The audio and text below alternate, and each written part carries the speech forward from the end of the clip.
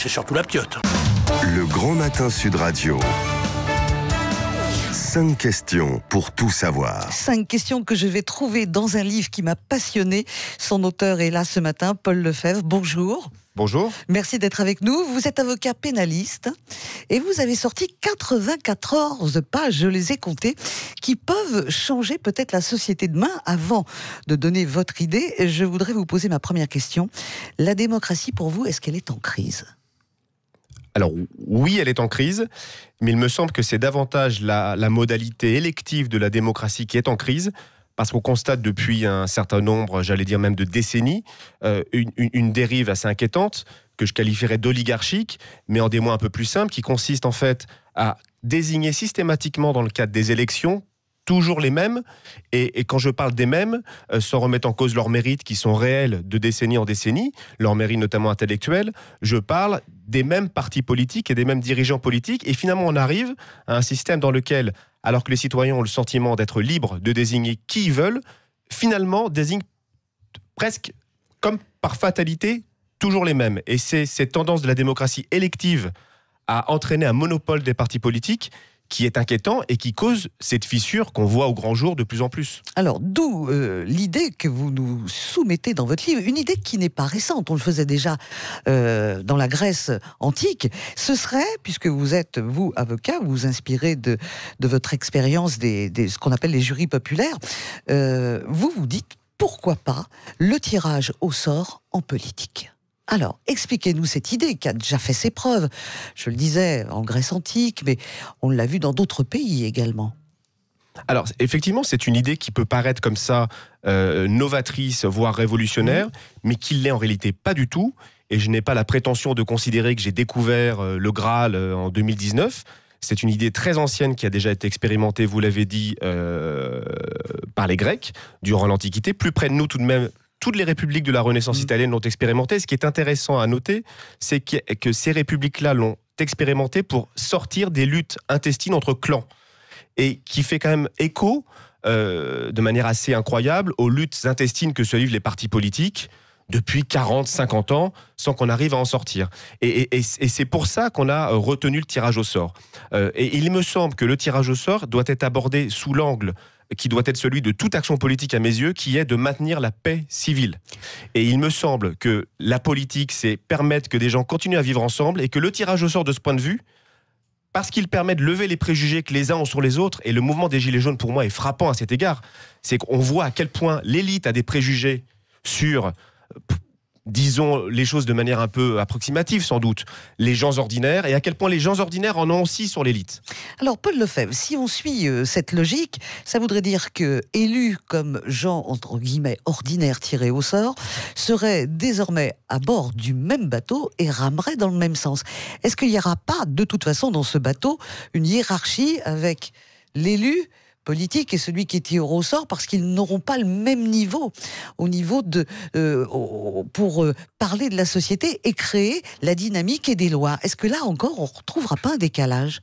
Alors, il y a évidemment un risque d'ascendant des élus sur les citoyens tirés au sort, tout comme il y a ce même risque dans une cour d'assises. Parce que dans une cour d'assises, vous avez souvent le président de la cour d'assises qui est un magistrat professionnel, qui a évidemment un ascendant plus important et qui peut l'exercer vis-à-vis de citoyens qui, au départ, ne connaissent rien à la matière judiciaire.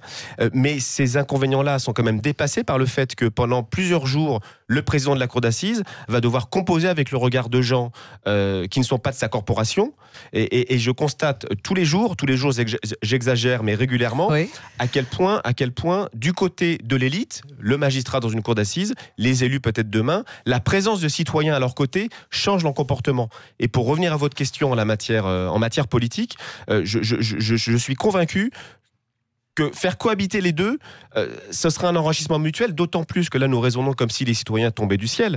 Mais une fois qu'ils seront tirés au sort, ils auront accès aux mêmes informations, ils devront travailler autant que les élus, parce que l'un des préjugés consiste à dire que les élus ne fichent rien de la journée. Et puis, bien souvent, 7 jours sur 7. Ils travaillent, ils se coltinent des rapports extrêmement substantiels dans tous les domaines. Les citoyens tirés au sort devront faire la même chose, ce qui, les responsabilisera, et ce qui, leur donnera une compétence acquise au fur et à mesure de leur mandat, qui leur permettra de rivaliser, si j'ose dire, en termes de débat avec les élus. Oui, Paul Lefebvre, est-ce que vous pensez que la société d'aujourd'hui est prête pour ce tirage au sort ? Cette question-là renvoie à une autre question. Est-ce qu'on est prêt à se regarder en face ? Effectivement, si cette idée nous glace tous d'effroi, c'est qu'il y a quand même un vrai problème de fond dans notre démocratie et qu'on est sur une base quand même hypocrite. La démocratie, c'est quand même partir du principe non pas que le peuple est infaillible, et ça je ne le crois pas, mais que le peuple est capable du meilleur. Et que dès lors qu'on le met d'un côté et qu'on désigne pour le représenter des élites qui sont déconnectées de lui, on s'éloigne de la démocratie. Donc c'est un pari. Moi je constate quand même que les réseaux sociaux et les médias entendus au sens très large du terme ont tendance à déformer un petit peu l'image qu'on a des gens. Parce qu'effectivement, on voit souvent les plus excités, c'est toujours la prime. On voit les moins raisonnables. Ou les moins raisonnables. Enfin, disons, les porte-voix. Et donc, quand on est porte-voix, on s'enflamme souvent. Exactement. Et on se dit du coup, mais comment espérer que ces gens qu'on va s'exprimer sur les réseaux sociaux puissent être capables de quelque chose de structuré et de raisonnable si jamais ils se retrouvent au Parlement.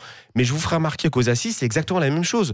Quand vous parlez avec votre collègue, et je me mets dedans aussi, du fait divers sordide à la mode, au café du coin, une fois sur deux, vous racontez n'importe quoi parce que vous n'avez pas accès aux informations et que vous n'avez pas la charge de juger sur les épaules. Cette même personne au café, si le lendemain elle est à la cour d'assises, je peux vous dire qu'elle est beaucoup plus raisonnable, beaucoup plus responsable. À lire, Paul Lefebvre, La démocratie, c'est vous, pour le tirage au sort en politique, paru chez Alma Éditeur. Et si le président de la République, c'était une de ses réformes qu'il annoncera jeudi ?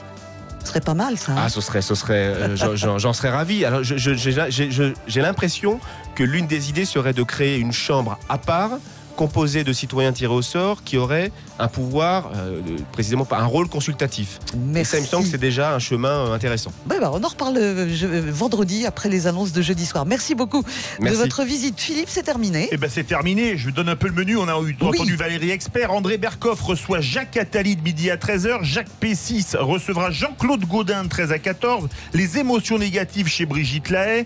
Le pendule avec Alexandre Delovan chez Trina Magdine. Fred Carato sera l'invité des Vraies Voix. Et ce soir, Christopher Coutenceau dans le Loft Music. Et vous savez quoi ? Demain matin, au taquet.